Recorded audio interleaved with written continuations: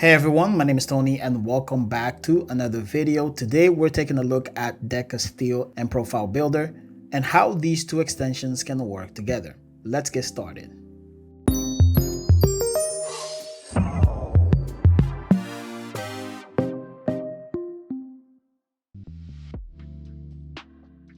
So let's suppose you import a grid line or line work from a CAD file as a reference to create a beam along this curve. And if you take a look in this case, you can see that the line works all intersect with each other, making it really difficult to select this curve by itself. Now you can use the native tools to select each segment one by one, and you know that can be really time consuming and a little bit frustrating. So in this case, you can use the Profile Builder Path Select tool to make a path selection of this curve.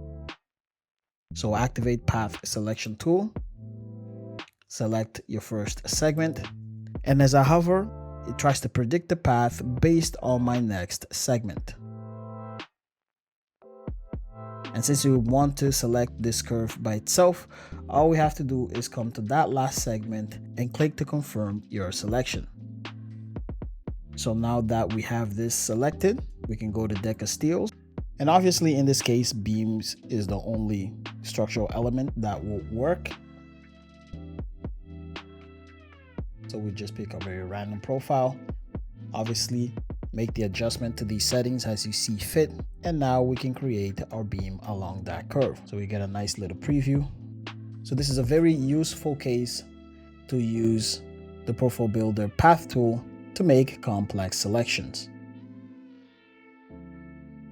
So another Profile Builder tool that works well with DECAsteel is the joint tool. Suppose we have a concrete floor and you want a welded opening framed with C channels. And in this example, you can see that the C channel frame is separated into 4 members. So in this case, you can use the Profile Builder joint tool to merge them into one. So you want to select all the 4 members, go into Profile Builder and select the joint tool. And as you can see, merge all into one. And you can see here that it says one selected. The great thing is that the DECAsteel elements are still editable, so you can come into the profile and change this if you wanted to. So the next example we have is of the hole tool. In this case, we have a beam that is offset from the center point of the column and it intercepts with the column. So how can you cut this into a clean detail between the column and the beam?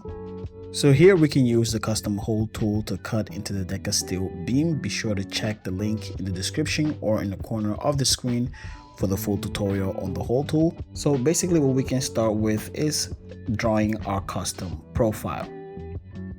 So something like this will work just fine. So now we can go into the hole tool. We're going to create a custom hole profile out of this shape. So make your selection, select edit profile member. We're going to click on the plus icon and we can call this beam cutout. So there we have our profile created. And now the next thing we can do is change the placement point so that it's easier to cut this on our beam. So for the placement point, so top right should be right about there, and we'll press OK. Make sure full depth is checked so that the hole can cut through the entire beam.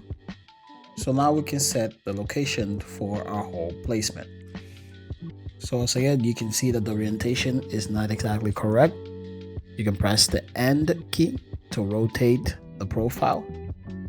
We need to also flip, so press Tab to mirror that orientation. And now it looks like we have it on the right orientation. So in case you want to lock this onto the right axis, hold Shift, and then you can click to create that opening. Once again, another useful pair of features that you can use together for scenarios like this.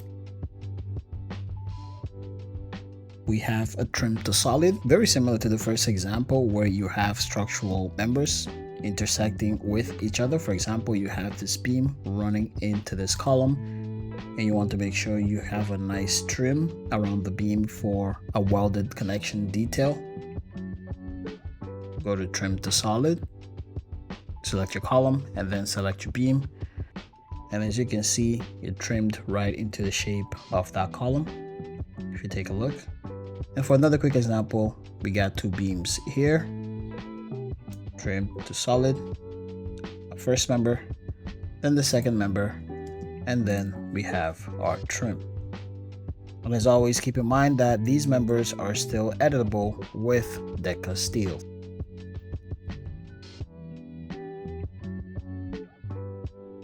So next, now we have the trim to face. This is a truss example.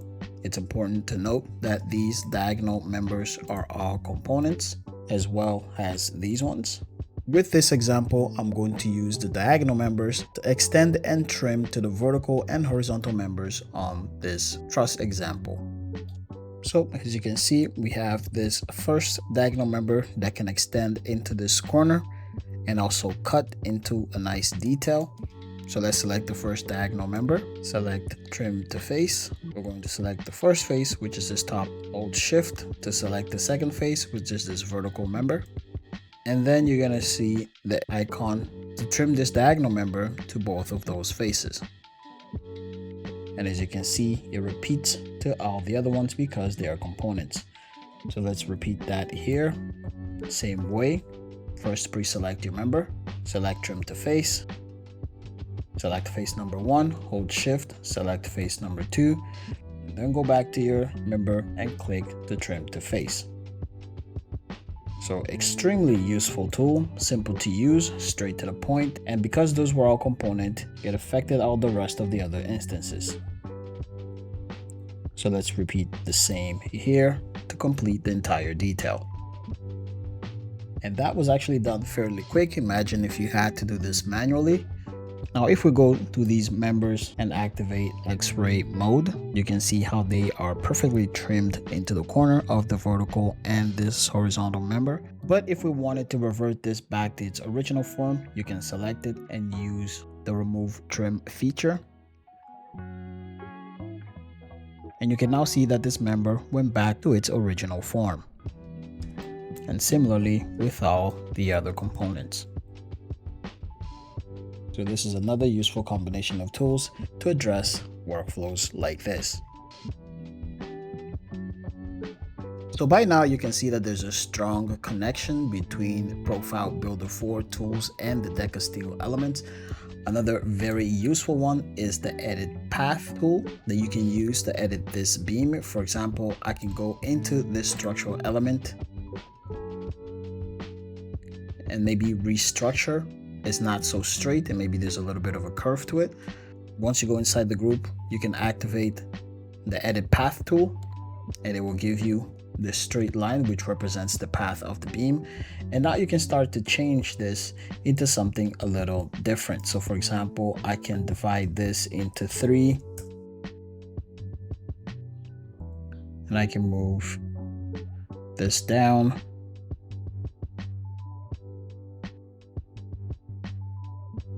And you can see how that changed the path of my beam. Keep in mind that you can always come in here and edit this again.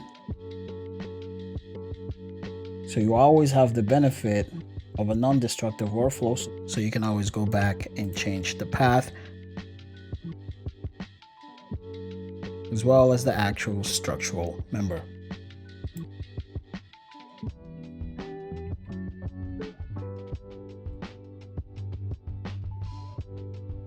So next we have path mode. This feature lets you view the path line of DECAsteel members and lets you edit these members in path mode.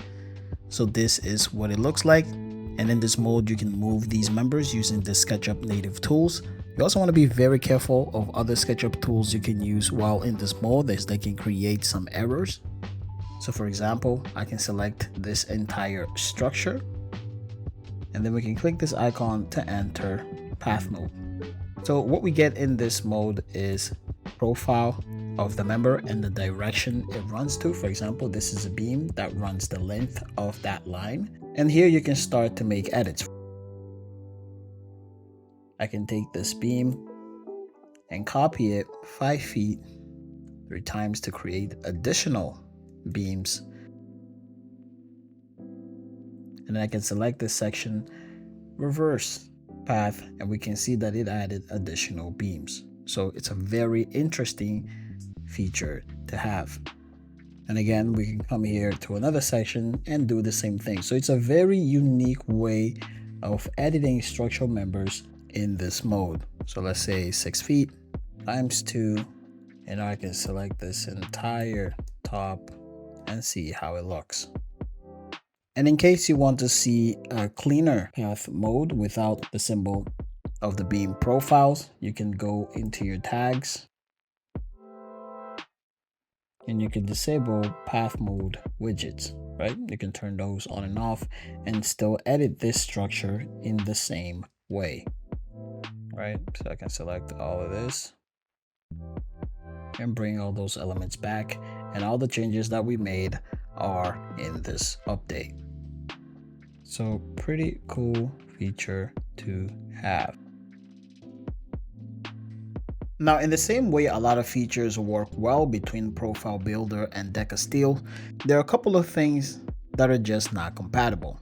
So in this example, you can see that I have 2 beam members from DECAsteel and 1 from Profile Builder. The benefits with the 2 DECAsteel members is that you can create a connection between these 2 beams. Select 1 and 2, and you can create steel connections like this. Moving over to the Profile Builder example, you can see that you can create a steel connection between these 2 members. In the same way, this is not compatible. This is the profile dialog. As you can see, it doesn't recognize DECAsteel members, so you can't use these functions to edit DECAsteel members. The settings in the assembly dialogs are not compatible with DECAsteel members. You're likely to experience some errors if you try to interact with these objects using DECAsteel. Another thing that is not recommended, do not use the Profile Builder Extend tool on DECAsteel members. So if I select the Profile Builder Extend tool, you want to avoid using it on DECAsteel members as it can create some errors. So for a full list of incompatible and compatible features between Profile Builder and DECAsteel, be sure to reference this article. The link will be in the description. And that's going to be all for this video. Be sure to like if you learned something new between these 2 extensions. Be sure to follow us on other social media platforms, and I'll catch you guys in the next video.